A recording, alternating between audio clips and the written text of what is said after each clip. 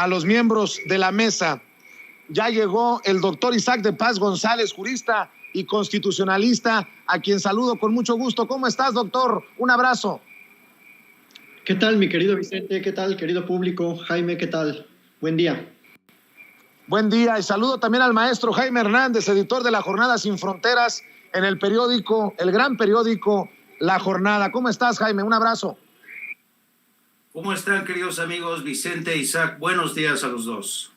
A ver, déjenme iniciar, si me permiten, con este tema. Víctor Fuentes, el senador del PAN, ya de plano, desde tribuna, pide que México suspenda relaciones con Rusia. El gobierno del presidente Andrés Manuel López Obrador ha sido muy claro, condenar la invasión rusa en Ucrania, pero dijo que no va a suspender relaciones o imponer sanciones. Y bueno, acabo de proyectarles las palabras de Bob Menéndez, el demócrata, que ya quisiera meter la mano en estos temas acá en México. Dame tu opinión, doctor. Vicente, mira, recordemos que tienen siempre una doble moral en ese partido. El panismo en el 2001, en el 2003, apoyaba férreamente la invasión a Irak. Casi Fox nos pone al borde de un conflicto internacional. Fox, el Güero Castañeda, toda la primera fila panista abogaba porque México se uniera a Estados Unidos en aquella invasión. Y ahora de repente le sale lo humanitario y quieren que este gobierno pues sancione a Rusia, como si además tuviéramos capacidad para sancionar, cuando en realidad debido al neoliberalismo tenemos una gran dependencia todavía en muchos sectores del mercado internacional. Así que me parece pues muy trasnochada la opinión de este senador y de toda la bancada panista en el Senado, porque nunca se han ubicado en el contexto internacional, siempre han visto únicamente sus intereses, los más peores intereses de la ultraderecha internacional. Eso diría de inicio, Vicente. ¿Cómo ves tú, mi querido Jaime Hernández? Pues yo creo que, a ver, esta gente del PAN, bueno, que no sabemos realmente porque este personaje es como recordaba bien Toño por la mañana, este personaje, este representante del PAN tiene una crisis de identidad brutal, porque un día es del PAN y otra vez es de Morena y vuelve a regresar a Morena, o sea que son de estos legisladores chaqueteros, que cambian de chaqueta según les convenga. Entonces, según la trinchera que están, lanzan su ponzoña, ¿no? Entonces, estas declaraciones de este personaje, hablando de que México tendría que sumarse a las sanciones, pues francamente no tiene ni puñetera idea, querido Vicente. Te voy a decir por qué. Una de las cualidades que ha distinguido la política exterior de México desde que Andrés Manuel López Obrador llegó a Palacio Nacional, junto con Marcelo Ebrard, es que por fin la política exterior de México ha dado un golpe de timón muy importante, y a diferencia del pasado con Enrique Peña Nieto y Felipe Calderón, la política exterior de México vuelve a ser independiente, sustentada en los principios de la doctrina Estrada, y además una doctrina basada en esta política Estrada que le permite a México mantener acuerdos con los países que sea necesario para salir al paso de crisis, de contingencias, de calamidades. La crisis por la pandemia fue una gran muestra de cómo México supo negociar con Rusia para que nos ayudara con el suministro de equipo, vacunas, Sputnik. Y aquí a lo que el presidente le ha importado desde un principio es el bienestar de los mexicanos. Se acabó. Y esa es la política exterior que debe regir de México. Por tanto, yo creo que México ha hecho más que suficiente en sumarse a esta condena en el seno de Naciones Unidas, una condena que, hay que decirlo, nace fruto de las contradicciones en el seno de la izquierda y de Morena misma, porque no todos estaban de acuerdo con esa condena, pero el presidente entendió que tratándose de una invasión que es mal vista y además es reprobada a ojos de la política independiente, no injerencista de México, era una condena obligada. Entonces, que este panista insista en que el presidente de México tiene que pronunciar en el sentido que él quiera, pues demuestra un gran desconocimiento de lo que es la política exterior mexicana. O sea, no tiene altura de miras, es incapaz. Yo creo que si se sube a la torre latinoamericana, este líder del PAN, este dirigente, aún así va a ser incapaz de encontrar las complejidades que siguen arrastrando este conflicto. Ahora, por el otro lado de Bob Menéndez, como tú bien dices, mira, ¿quién es Bob Menéndez, Vicente? Tú lo conoces bien, es un hijo de migrantes cubanos, él nació en Nueva York, y además no son pocas las veces que este senador le ha puesto palos en la carreta de las relaciones México-Estados Unidos.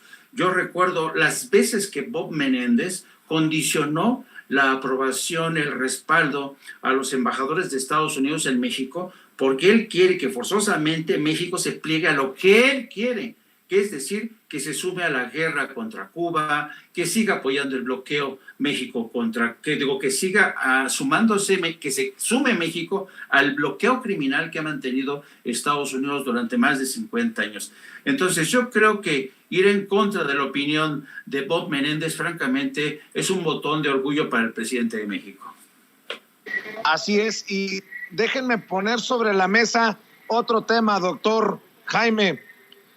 Tengo información de que la Secretaría de la Contraloría General de la Ciudad de México ya investiga por corrupción a la alcaldesa del PRIANREDE en Cuauhtémoc, Sandra Cuevas, luego de que aventara estas pelotas con billetes de 500 pesos pegados, pero que dice ella que no eran balones, bueno, que ni tampoco pelotas, pero dice que ni vio los billetes de 500 pesos, pero ahí están las imágenes, las fotografías, los videos que lo consignan. Doctor, ¿cómo ves este caso?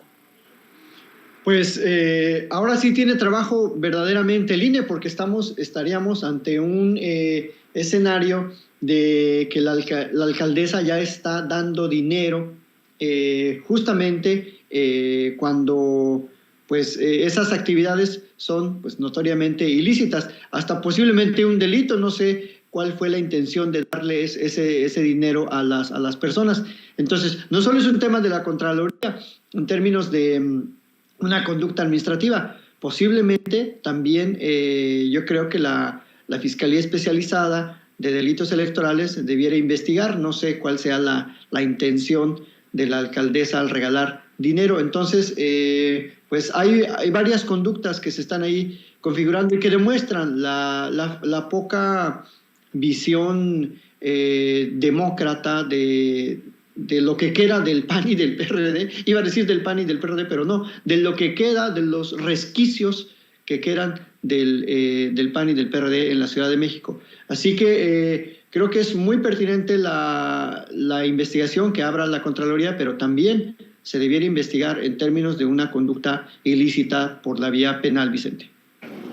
Uy, doctor, usted menciona al INE. Ellos son medio daltónicos, no ven, ya ve, hacia unos lados, solamente hacia otros, dependiendo de los colores.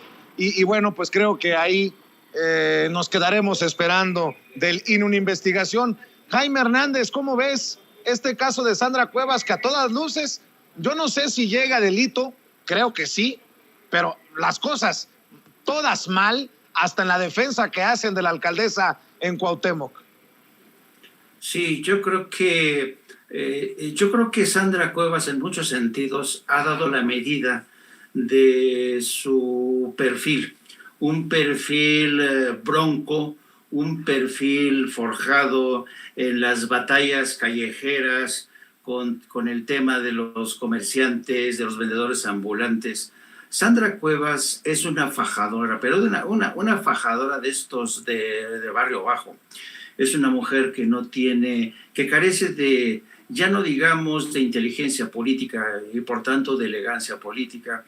Es una mujer que surge y crece a la sombra de Ricardo Monreal, y que después Ricardo Monreal ande negando su influencia. Pues claro que ha sido parte de los cuadros de Ricardo Monreal, Y yo creo que esta mujer, como estaba acostumbrada desde siempre, ella era tener una empresa de espectáculos y como es precisamente dada a los espectáculos, nació de esa industria de los espectáculos, pues se le hizo fácil organizar una verbena, aventar pelotas, ¿no?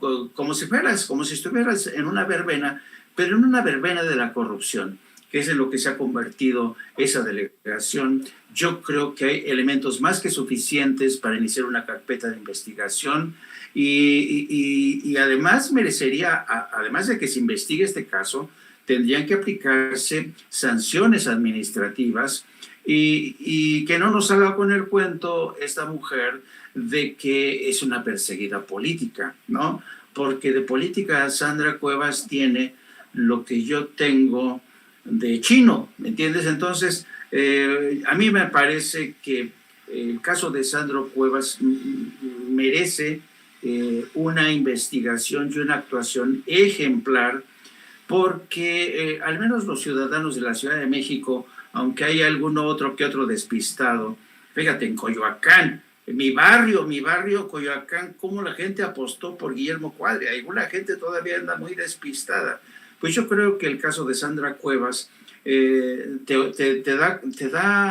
la mejor muestra de que las elecciones tienen consecuencias, a veces para bien y a veces para mal, como es el caso de esta mujer, que de verdad espero que por favor se le aplique un correctivo y que la investigación llegue hasta sus últimas consecuencias, querido Vicente. A ver, doctor Jaime, sé que tenemos que correr, muchas actividades que hacer, pero les quiero plantear también lo que hace rato comentaba aquí en Sin Censura, lo que publica El País. Plantea que tanto panistas como priistas estarían cediendo y muy cerca a doblar la manita en torno a la reforma eléctrica del presidente Andrés Manuel López Obrador y que estarían dispuestos muchos de estos panistas y priistas a dar su apoyo, pero hasta después de las elecciones. Me imagino que todavía van así como patada de ahogado, a esperar los resultados de las elecciones en los 6 estados en los que habrá elecciones a la gubernatura, doctor. Mira, Vicente, poniéndole en un contexto como más amplio, hoy el presidente, tú mismo hace ratito lo habías mencionado, hizo hincapié en el desmantelamiento de todo el sector productivo a partir de la época de los 80s. Entonces, no es tanto, desde mi punto de vista, una lucha de politiquería o del presidente versus sus opositores. Está de por medio el país y está de por medio nuestra seguridad inmediata en temas de energía eléctrica, de consumo, de derechos humanos. O sea, sin energía eléctrica no funciona, ahorita en la pandemia, no funciona la educación en todos los niveles, no funciona pues nuestra vida cotidiana. Y ese encarecimiento que estamos viendo de la energía en Inglaterra, en España, debe ser una lección para que aquí las facciones políticas dejen de actuar como tal, como facciosos, sobre todo los peanistas, y se den cuenta de la importancia que tiene el sector energético en México.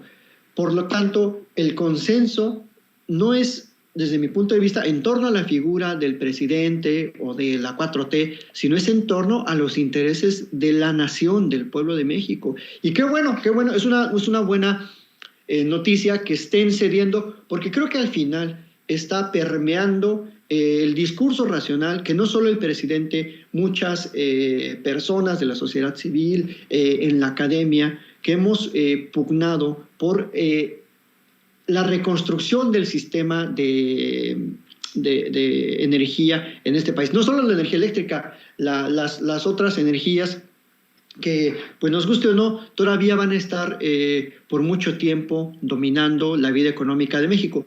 Y es que si no se hace de esa manera, Vicente, imagine, o sea, el país con el neoliberalismo iba en caída libre. O sea, estábamos ya en una etapa, casi los indicadores desde el 2005 al 2015 nos ubicaban con los países más pobres, ya casi nos equiparaban con Botsuana, o sea, con el África subsahariana. Y retomar el control del sector energético significa retomar la soberanía y reconstruir la calidad de los servicios públicos, evitar la inflación, bueno, y todo lo que se ha dicho en los foros. Entonces, qué bueno que estén haciendo conciencia, ojalá que lo hagan por el bien de México, no por el bien de sus partidos, de sus bancadas o de sus intereses politiqueros de corto plazo, porque la verdad eso es lo que han hecho muchos. Yo espero que sigamos apoyando y que esa oposición que parece únicamente fijarse en lo electoral, valore el largo alcance que tiene esta reforma para retomar, pues para desmontar todo ese neoliberalismo que todavía permea las instituciones, Vicente. Yo también quisiera pensar que lo hacen por amor a México, doctor, pero ¿no crees que también lo hagan porque, así lo leo yo, después de la exhibida que medios independientes, que el propio presidente pueda hacer de esos legisladores que voten en contra de la reforma eléctrica, en el caso que no se aprobara la reforma eléctrica, creo que la ciudadanía, el mexicano, la mexicana de a pie, les pasaría factura y creo que sería muy difícil que ganen una elección. Creo que este apoyo panista, priista del que habla el periódico El País, también sería pues un hilo de vida política para estos personajes. ¿No lo ves así? Sí, por supuesto. Pero están jugando su carta de esa manera. Pero claro que tiene mucho que ver pues el escarnio mediático y social, que aunque a muchos les molesta y no aguantan, tienen la piel muy delgadita. Tiene que ser de esa manera. Tenemos que señalar, porque además con nuestro dinero público están viviendo, porque son funcionarios de primer nivel en México, y no es posible que actúen en contra de los intereses de México. Entonces, por supuesto que lo mínimo que merecen es, pues ahora sí, que se acerca Semana Santa, que los crucifiquemos políticamente, porque pues no es válido que actúen en contra de los intereses de la presente y las futuras generaciones, o sea, que encadenen el futuro de este país por unos meros intereses de las empresas transnacionales.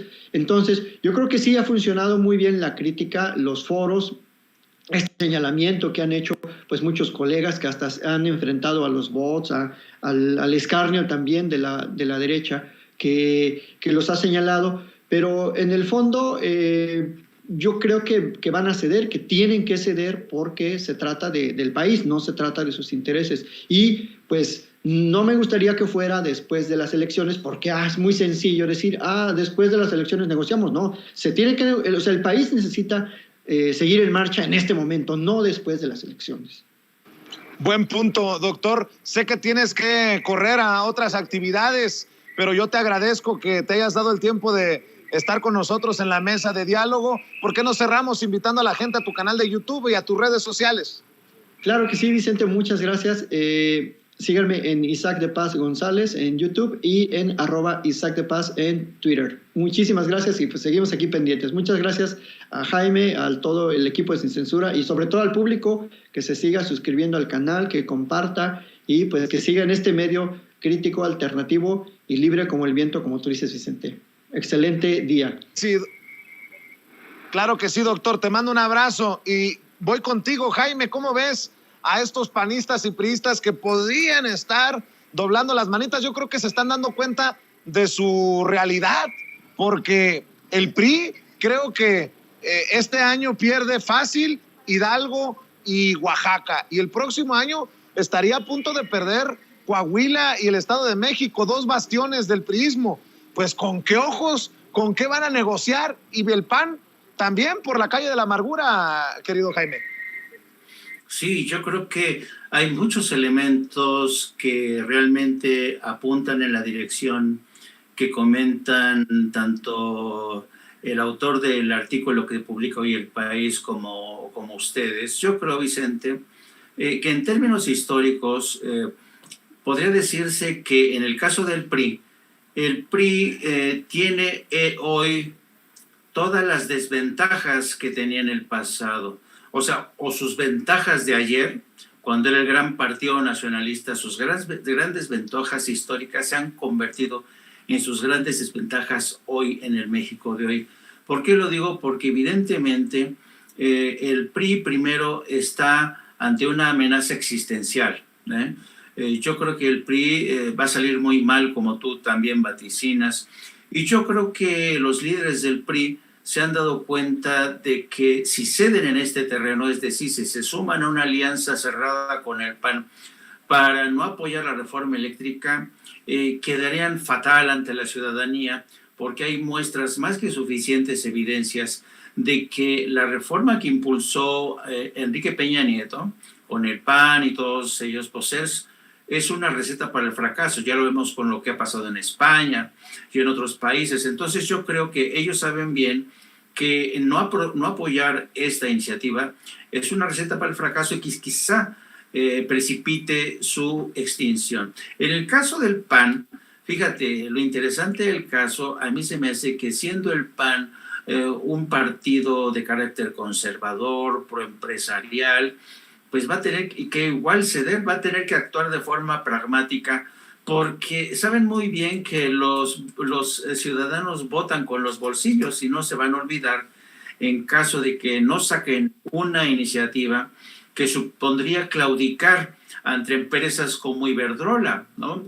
Yo creo que este cálculo político ya lo tenía el presidente. Yo no sé si tú recuerdes, Vicente, que cuando al presidente le empezaron a preguntar que qué pensaba, si él confiaba en sacar adelante esta reforma, yo vi francamente al presidente muy confiado, porque sabía de estas contradicciones que estaban devorando al PRI y que lo ponían, el PRI está en un precipicio, al borde del precipicio, y no apoyar al presidente o al gobierno de AMLO en este terreno puede significar su caída definitiva. Así es que creo que no se necesitan más de 2 dedos de frente para sumarse a este vaticinio, y yo creo que efectivamente el PRI y el PAN han entreabierto la puerta. Además, hay un factor adicional que hay que tomar en cuenta, querido Vicente. Adán Augusto, el secretario de Gobernación, es un operador político muy hábil, tiene una destreza, es legendaria la destreza política de Adán Augusto. Así es que yo creo que Adán Augusto está haciendo bien, los está capoteando bien. Así es que creo que al final del día van a tener que apoyar. Y lo interesante va a ser cómo justifican su respaldo a favor de esta iniciativa. Así es, mi querido Jaime, para cerrar este tema que creo que es importante, porque podría incluso terminar cerrándole el paso a Donald Trump rumbo a la presidencia. Comité que investiga asalto al Capitolio acusa a Trump de conspiración y obstrucción en elecciones de 2020. El expresidente de Estados Unidos, Donald Trump, y uno de sus asesores legales, John Eastman, participaron en una conspiración criminal para revertir el resultado de las elecciones presidenciales de 2020, según apuntó al Comité del Congreso que investiga el asalto al Capitolio del 6 de enero de 2021. En un documento judicial presentado el miércoles, ayer, los investigadores del comité apuntan a 2 posibles delitos: conspiración para defraudar a Estados Unidos y obstrucción a un proceso oficial del Congreso. ¿Cómo ves, mi querido Jaime? Ya también se está luchando en Estados Unidos rumbo a las elecciones presidenciales. Las elecciones presidenciales ya se están, ya arrancaron, pues ya arrancó el proceso también en Estados Unidos. Sí, yo creo que esta es una decisión que yo creo que se habían tardado ya, querido Vicente, y este comité de la Cámara de Representantes que al final dicen, bueno, tenemos pruebas suficientes y que pueden sustentar un caso que llaman ellos de buena fe para determinar que el expresidente incurrió en un delito. Esto hay que tener en cuenta que, por un lado, está el caso de la investigación de este comité, que presentó el caso ayer ante un tribunal en California. Pero también acuérdate que hay otra serie de investigaciones que apuntan a los negocios de Donald Trump y sus hijos en Nueva York. Yo creo que el objetivo, y se me hace bien porque esto confirmaría que a pesar de que Estados Unidos es una democracia desde mi punto de vista maltrecha, por lo menos siguen funcionando los controles legislativo y judicial para llamar a cuentas a un personaje que desde mi punto de vista es un peligro y quizá es quien más ha socavado la democracia en Estados Unidos y ha sido una amenaza para México en términos de seguridad. Yo creo que si avanza este caso, esperemos que avance este caso, no hay que olvidarnos que casi no hay muy pocos antecedentes de juicios judiciales contra expresidentes. Ha habido juicios políticos que se han prosperado, creo que uno, como mucho. Pero esto sería de enorme trascendencia porque no hay que olvidar también que Donald Trump tiene una base de seguidores muy importante que están pendientes y yo me atrevería a decir que incluso algunos de ellos estarían dispuestos a salir a la calle para defender a quienes ellos consideran que es la más segura apuesta para sacar a Joe Biden de la Casa Blanca en el 2024. Así es que no hay que perder la atención de este caso porque quieras que no, Vicente, y tú que eres ciudadano de Estados Unidos, sabes perfectamente que este tipo de cosas impactan, nos gustan o no, la política de México, la política exterior, porque México y Estados Unidos, yo le he dicho muchas veces, México y Estados Unidos son como dos hermanos siameses, uno güerito y otro morenito. Estamos unidos por un montón, comercio, seguridad, en fin, demografía, migración. Entonces, no cabe duda que el caso de Donald Trump nos va a impactar, ojalá que para bien, espero que para bien, y ojalá que Estados Unidos se redima con este caso, porque muchos ya dudábamos que Estados Unidos era realmente el faro de la democracia más avanzada, después de haber visto cómo Donald Trump mancillaba la Casa Blanca. Mi querido Jaime Hernández, siempre es un importante escuchar tus opiniones, tus comentarios aquí en Sin Censura. ¿Por qué no cerramos invitando a la gente para que te apoye en tu canal, para que lean lo que publican en la Jornada Sin Fronteras, para que te sigan en redes sociales? Sí, los invito a que se sumen, querido Vicente, a nuestro canal de No Apto para Cínicos, que transmitimos todos los días a partir de las 14 horas hasta las 15:30 horas y también a través de nuestras cuentas de Twitter, @JaimeYourno, y a través de la sección de la Jornada Sin Fronteras, que desde hoy estamos haciendo un seguimiento muy puntual de este éxodo masivo de que ya hablábamos en el pasado. Es un fenómeno fascinante porque son básicamente mujeres y niños los que están huyendo. Los hombres están regresando para sumarse a las fuerzas de combatientes que en este séptimo día ya de combates que están arreciando, y hemos estado tratando de consignar, y además las contradicciones de este éxodo, donde los ucranianos están facilitando la salida de sus ciudadanos, pero no la de otros ciudadanos, me refiero ciudadanos de origen africano o musulmán. Hay una suerte de discriminación, esta guerra, siempre digo que la guerra siempre saca lo mejor y lo peor de nosotros, y estos son los temas que estamos tratando de abordar en la Jornada Sin Fronteras. Muchas gracias, querido Vicente, y un abrazo. Un abrazo, Jaime Hernández, muy interesante la cobertura que realizan en la Jornada Sin Fronteras, al pendiente. Gracias a Jaime Hernández. Y déjeme hacer aquí algunos movimientos.